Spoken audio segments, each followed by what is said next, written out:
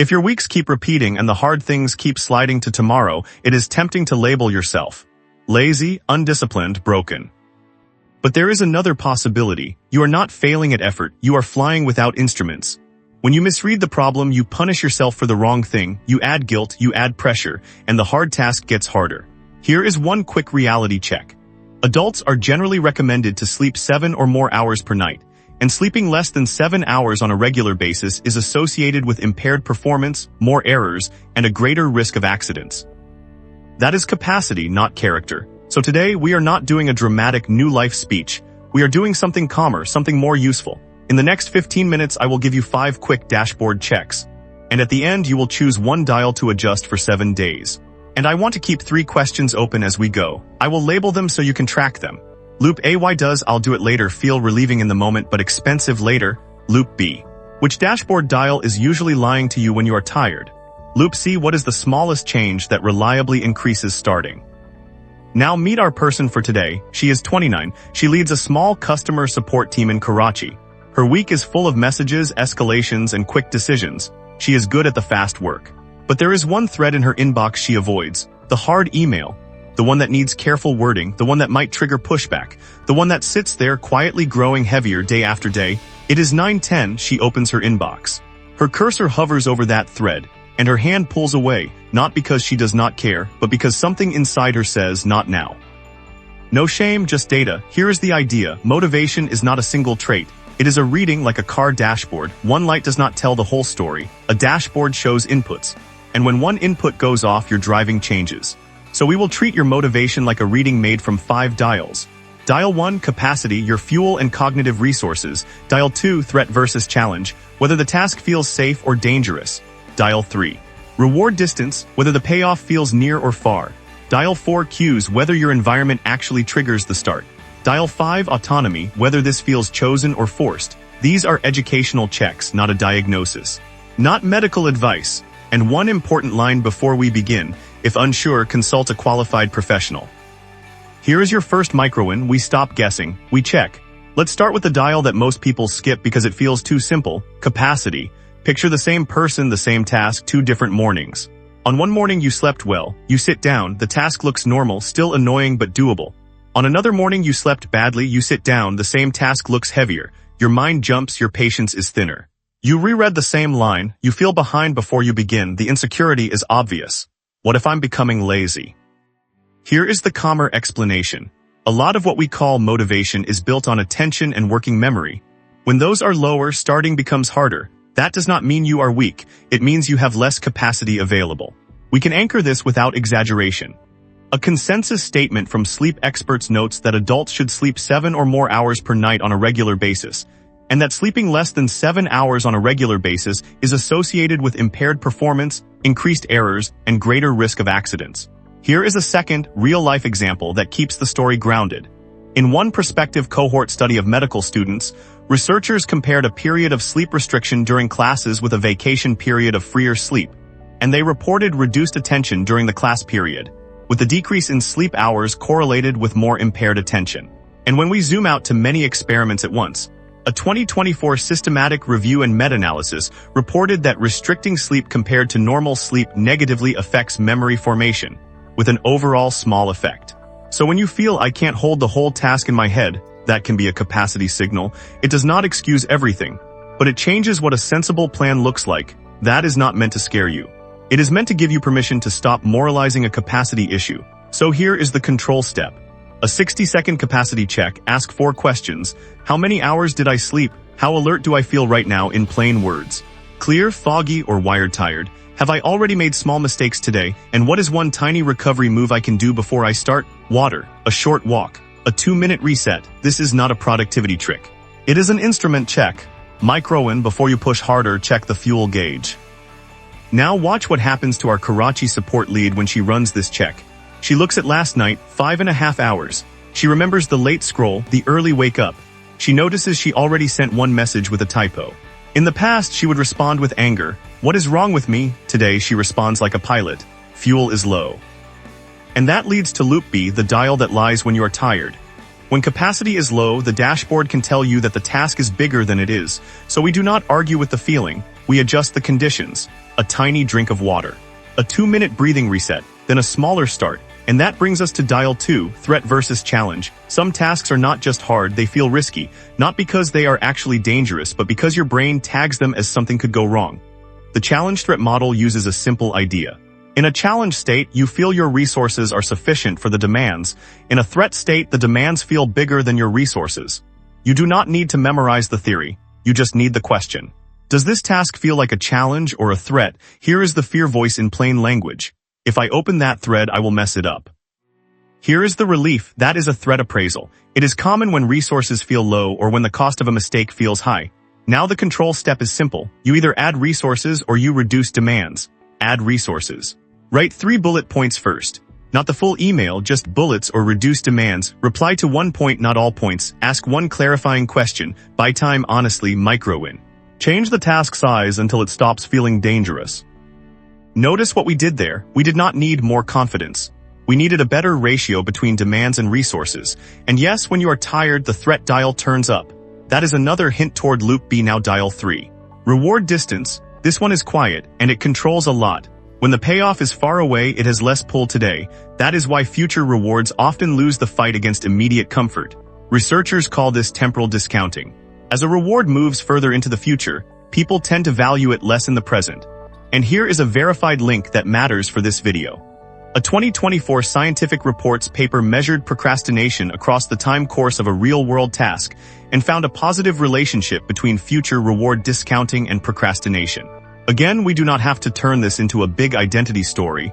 We just use it as a dial. If the reward is far, starting feels pointless. Here is the insecurity.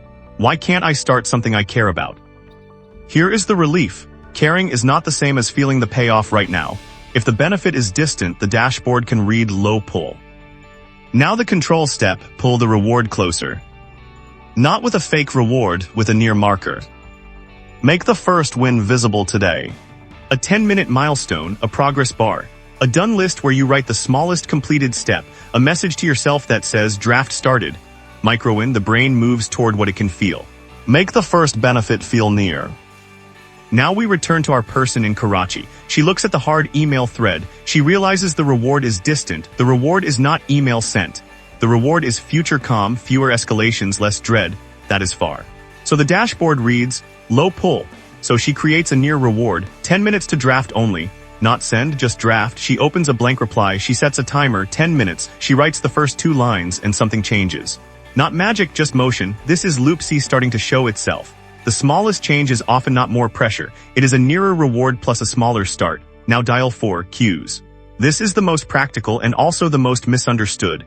Many people think, I will do it when I feel ready.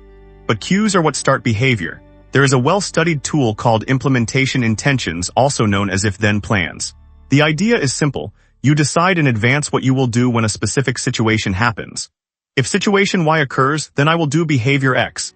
A key point from this research is that a strong goal intention alone does not guarantee action. People often fail to get started. If-then planning is designed to help translate intention into action by tying it to a clear cue. Here is the fear voice. I keep waiting for motivation. Here is the relief. You do not need more motivation. You need a better trigger. Now the control step is a template you can copy. If it is 9:10 and I open my inbox, then I will write the first 2 lines of the reply.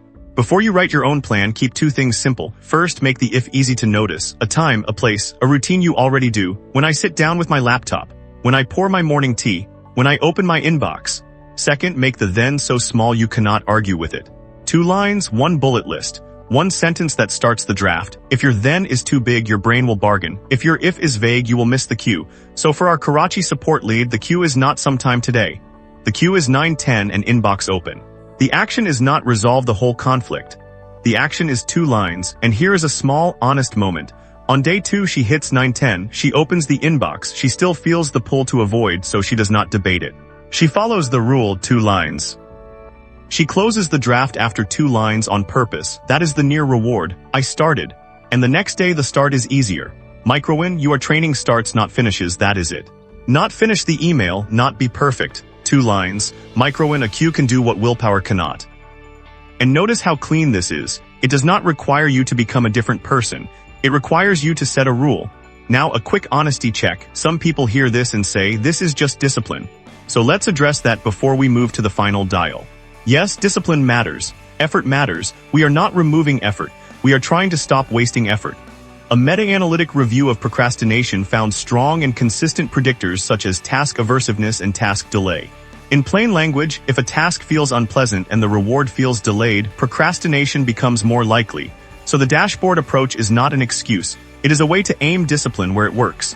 Micro-win. You do not need infinite effort, you need better leverage. Now dial 5, autonomy. This one is softer, and it is powerful. Sometimes the reason you cannot start is not capacity, not threat, not reward distance, not cues. Sometimes it is that the task feels forced. Self-determination theory is a major framework in motivation research, and it highlights autonomy as one of the basic psychological needs, along with competence and relatedness. You do not need the full theory, you need the question. Do I feel I am choosing this, or do I feel pushed into it? Here is the fear voice. If I do this, I will lose myself, I will hate my life.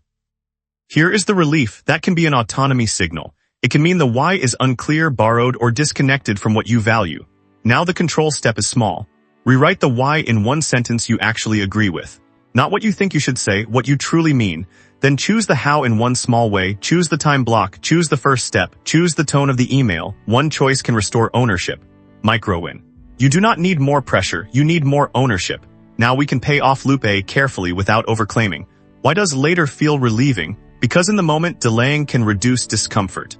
It can remove the immediate stress signal. It can feel like taking a breath. But the cost is that the task stays open.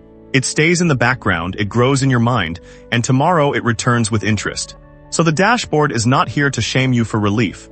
It is here to help you find relief without avoidance. Let's return one last time to our person in Karachi. She runs the dashboard again.